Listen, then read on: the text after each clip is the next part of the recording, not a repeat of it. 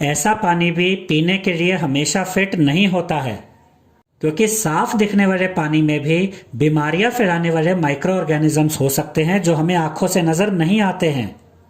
तो पानी को हमेशा बॉयल करके या फिर प्योरीफाइंग सिस्टम के द्वारा प्योर करके साफ करके ही पीना चाहिए।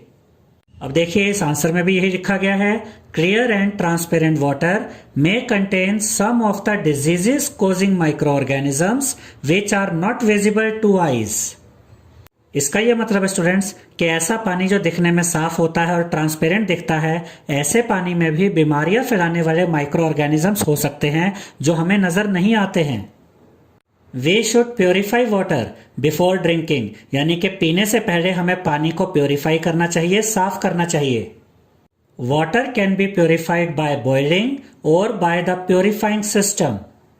इसका यह मतलब है स्टूडेंट्स कि पानी को बॉयल करके यानी कि उबाल कर भी साफ किया जा सकता है और पानी को प्योरीफाइंग सिस्टम के द्वारा जैसे कि फिल्टर के द्वारा भी साफ किया जा सकता है।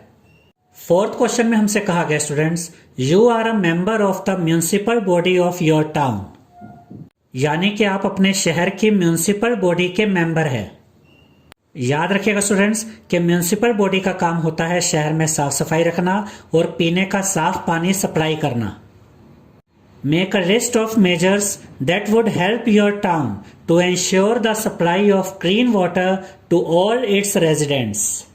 इसका यह मतलब है स्टूडेंट्स कि आप अपने शहर की म्यूनिसिपल बॉडी के मेंबर हैं और आपको यह पक्का करना है कि आपके शहर के रेजिडेंट्स को यानी आपके शहर के नागरिकों को क्लीन वाटर यानी कि साफ पानी की सप्लाई हो सके। तो आपको यह बताना स्टूडेंट्स कि अपने शहर के नागरिकों को साफ पानी की सप्लाई करने के लिए आप क्या क्या तरीके अपनाएंगे। The following steps should be taken. तो अब हम देखेंगे स्टूडेंट्स कि साफ पानी की सप्लाई के लिए कौन से तरीके अपनाए जाने चाहिए। तो पहला पॉइंट है proper cleaning of water tank, यानी कि शहर में जितने भी वाटर टैंक हो उन सभी वाटर टैंक्स को अच्छे से क्लीन करके रखना चाहिए, अच्छे से साफ करके रखना चाहिए। सेकेंड पॉइंट है all leakages in the pipelines should be repaired, यानी कि अगर कहीं पर भी पाइपलाइंस में लीकेज होती है तो उसको रिपेयर करना चाहिए, क्योंकि अगर पाइपलाइंस में लीकेज रहेगी तो बहुत सा पानी वेस्ट हो जाएगा और सभी लोगों तक पानी नहीं पहुंच पाएगा। थर्ड पॉइंट है water should be properly treated before supplied to the households. इसका यह मतलब है स्टूडेंट्स कि घरों तक पानी की सप्लाई करने से पहले पानी को अच्छे से साफ कर लेना चाहिए और पानी को साफ करने के लिए वाटर ट्रीटमेंट प्लांट होते हैं जहां पर पानी को साफ किया जाता है। फिफ्थ क्वेश्चन में हमसे कहा गया students explain the differences between pure air and polluted air, यानी कि हमें साफ हवा और गंदी हवा में डिफरेंसेस बताने हैं। तो प्योर एयर का पहला पॉइंट है students all the gases are in the correct ratio, यानी जो प्योर एयर होती है उसमें सभी गैसेज करेक्ट रेशो में होती है यानी कि सही मात्रा में होती है।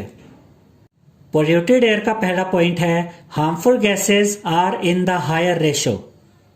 इसका यह मतलब है स्टूडेंट्स कि जो पोल्यूटेड एयर होती है, जो गंदी हवा होती है, उसमें हार्मफुल गैसेस की जो रेशो होती है वो हाई होती है, यानी कि पोल्यूटेड एयर में हार्मफुल गैसेस की क्वांटिटी ज्यादा होती है। प्योर एयर का सेकंड पॉइंट है it is not harmful for living organisms, यानी कि प्योर एयर लिविंग ऑर्गेनिजम्स के लिए हार्मफुल नहीं होती है। पोल्यूटेड एयर का दूसरा पॉइंट है it is harmful for living organisms, यानी कि पोल्यूटेड एयर लिविंग ऑर्गेनिजम्स के लिए हार्मफुल होती है। सिक्स्थ क्वेश्चन में हमसे कहा गया students explain circumstances leading to acid rain, यानी कि हमें यह बताना है कि एसिड रेन कैसे बनती है। How does acid rain affect us, और हमें यह भी बताना है कि एसिड रेन का हम पर क्या प्रभाव पड़ता है। सबसे पहले तो हम ये देखेंगे स्टूडेंट्स कि एसिड रेन बनती कैसे है। The industries produce harmful gases like sulphur dioxide and nitrogen dioxide. इसका यह मतलब है स्टूडेंट्स कि इंडस्ट्रीज में से हार्मफुल गैसेज निकलती है जैसे कि sulphur dioxide and nitrogen dioxide. These gases react with water vapors present in air and form nitric acid and sulfuric acid. इसका यह मतलब है स्टूडेंट्स कि इंडस्ट्रीज में से जो हार्मफुल गैसेस निकलती है जैसे कि sulphur dioxide and nitrogen dioxide, ये गैसेस हवा में जो वाटर वेपर्स होते हैं उनके साथ रिएक्ट करती हैं और नाइट्रिक एसिड बनाती हैं एंड सल्फ्यूरिक एसिड बनाती हैं। These acids fall on the earth along with rain, making rain water acidic.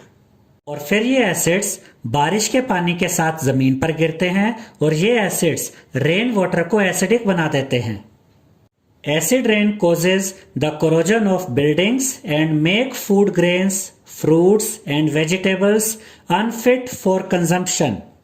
इसका यह मतलब है स्टूडेंट्स कि एसिड रेन की वजह से बिल्डिंग्स का कोरोजन होता है, यानी कि एसिड रेन की वजह से बिल्डिंग्स खराब हो जाती है, स्पेशली ऐसी बिल्डिंग्स जो मार्बल्स की बनी होती है जैसे कि ताजमहल।